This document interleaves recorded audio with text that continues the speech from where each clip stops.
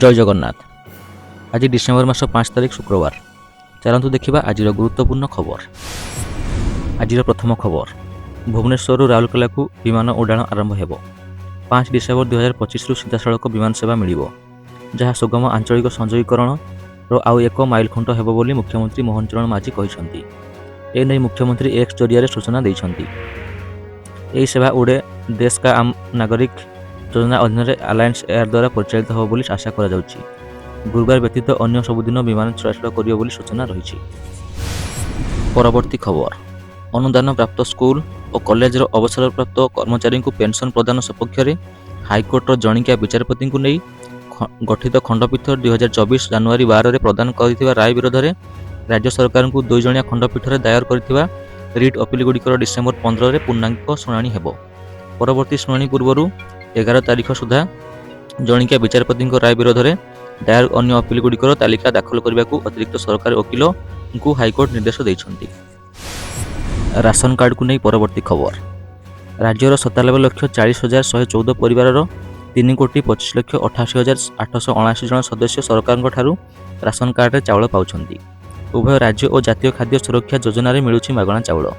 ତେବେ ଅଯୋଗ୍ୟ ହିତାଧାରୀଙ୍କୁ ବାଦ୍ ଦେବାକୁ ସରକାର ରାସନ କାର୍ଡ ଯାଞ୍ଚ କରୁଛନ୍ତି।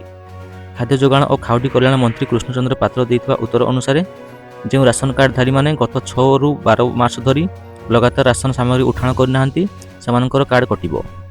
ସେହିଭଳି ଯେଉଁମାନେ ନିଜ ଆଧାର ନମ୍ବର ବ୍ୟବହାର କରି ଓଡ଼ିଶା ଏବଂ ଅନ୍ୟ କୌଣସି ରାଜ୍ୟରୁ ସମାନ୍ତରାଳ ଭାବେ ରାସନ କାର୍ଡ ହାତେଇ ରାସନ ସାମଗ୍ରୀ ଉଠାଣ କରୁଛନ୍ତି, ସେମାନଙ୍କର ରାସନ କାର୍ଡ ମଧ୍ୟ କଟିବ।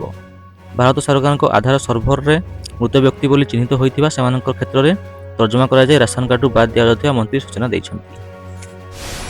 ପରବର୍ତ୍ତୀ ଖବର, ପୂର୍ବବର୍ଷ ଭାରତ ସରକାର ଧାନର MSP କ୍ୱିଣ୍ଟାଲ ପିଛା 2300 ଟଙ୍କା ଦେଉଥିଲେ। ରାଜ୍ୟ ସରକାର ଇନପୁଟ ସହାୟତା ବାବଦକୁ 800 ଟଙ୍କା ଦେଉଥିଲେ, ତେଣୁ ଚାଷୀ କ୍ୱିଣ୍ଟାଲ ପିଛା 3100 ଟଙ୍କା ପାଉଥିଲେ। ଏଥର କେନ୍ଦ୍ର ସରକାର MSP ବୃଦ୍ଧି କରି 2369 ଟଙ୍କା କରିଛନ୍ତି। ତେଣୁ ଇନପୁଟ ସବସିଡି 18 ଟଙ୍କା ମିଶାଇଲେ ଓଡ଼ିଶାର ଚାଷୀ 3169 ଟଙ୍କା ପାଇବା କଥା, କିନ୍ତୁ ରାଜ୍ୟ ସରକାର 3100 ଟଙ୍କା ଦେଉଛନ୍ତି। ଆଉ 69 ଟଙ୍କା ଯାଉଛି କୁଆଡ଼େ? ଆଜି ବିଧାନସଭାରେ ସରକାରଙ୍କୁ ଏମିତି ପ୍ରଶ୍ନ କରୁଛନ୍ତି ବିରୋଧୀ ଦଳର ନେତା। ଯଦି 3169 ଟଙ୍କା ଦିଆଯିବନି, ତେବେ ଇନପୁଟ ସବସିଡି 800 ନୁହେଁ 731 ଟଙ୍କା ବୋଲି ସରକାର ସ୍ପଷ୍ଟ କରିବାକୁ ସେମାନଙ୍କୁ ଦାବି କରିଥିଲେ। ପରବର୍ତ୍ତୀ ଖବର, ଏଣିକି କିଣାବିକା ହୋଇପାରିବ ପୁରୁଣା ଆପାର୍ଟମେଣ୍ଟ। 2016 ପୂର୍ବରୁ ନିର୍ମାଣ ହୋଇଥିବା ଆପାର୍ଟମେଣ୍ଟଗୁଡ଼ିକ କିଣାବିକା ହୋଇପାରିବ। ଏନେଇ ବଡ଼ ସୂଚନା ଦେଇଛନ୍ତି ନଗର ଉନ୍ନୟନ ମନ୍ତ୍ରୀ କୃଷ୍ଣଚନ୍ଦ୍ର ପାତ୍ର। ରେରା ଆଇନର ସଂଶୋଧନ କରି ନୂଆ ବିଜ୍ଞପ୍ତି ପ୍ରକାଶ କଲେ ରାଜ୍ୟ ସରକାର। ଦୀର୍ଘ ସମୟର ତର୍ଜମା ପରେ ନିୟମକୁ ସରଳୀକରଣ କରିଥିବା କହିଛନ୍ତି ନଗର ଉନ୍ନୟନ ମନ୍ତ୍ରୀ। ପୂର୍ବ ସରକାର ଆପାର୍ଟମେଣ୍ଟ କିଣାବିକା ନିଷ୍ପତ୍ତି ଅତ୍ୟନ୍ତ ଦୁର୍ଭାଗ୍ୟଜନକ ଥିଲା ବୋଲି ମନ୍ତ୍ରୀ କହିବା ସହିତ ନୂଆ ନିୟମ ଅନୁସାରେ ଲୋକେ ଉପକୃତ ହେବେ ବୋଲି କହିଛନ୍ତି। ଦୀର୍ଘ ଦିନ ଧରି ଏହି କଟକଣା ରହିଥିବାରୁ ଅନେକ ମାଲିକ ସେମାନଙ୍କ ଫ୍ଲାଟ୍ ବିକ୍ରି କରିପାରୁନଥିଲେ। ପରବର୍ତ୍ତୀ ଖବର, ଉତ୍କଳ ସଙ୍ଗୀତ ମହାବିଦ୍ୟାଳୟ ଛାତ୍ରୀଙ୍କୁ ନିର୍ଯାତନା ଘଟଣାରେ ଅଭିଯୁକ୍ତ ଅଧ୍ୟାପକ ଶତ୍ରୁଘ୍ନ ସାମଲ ଗିରଫ ହୋଇଛନ୍ତି। ଏହା ପୂର୍ବରୁ ଶତ୍ରୁଘ୍ନଙ୍କର ଚାକିରିରୁ ବହିଷ୍କାର କରିଛି ରାଜ୍ୟ ସଂସ୍କୃତି ବିଭାଗ।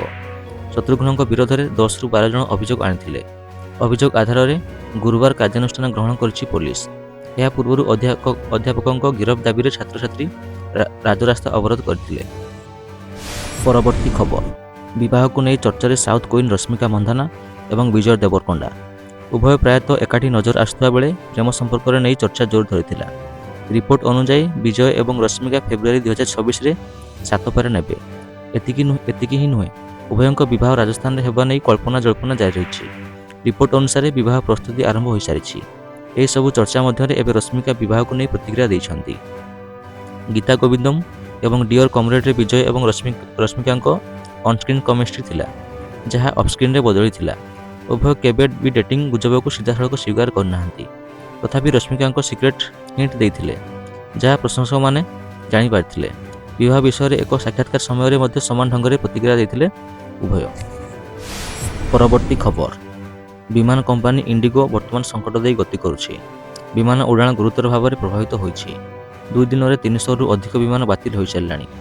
ବୁଧବାର 200 ବିମାନ ଏବଂ ଗୁରୁବାର 180 ବିମାନ ବାତିଲ ହେବା ଫଳରେ ପୁରା ଦେଶରେ ଏୟାରପୋର୍ଟ ଗୁଡ଼ିକରେ ଏକ ପ୍ରକାର ଅଚଳାବସ୍ଥା ସୃଷ୍ଟି ହୋଇଛି।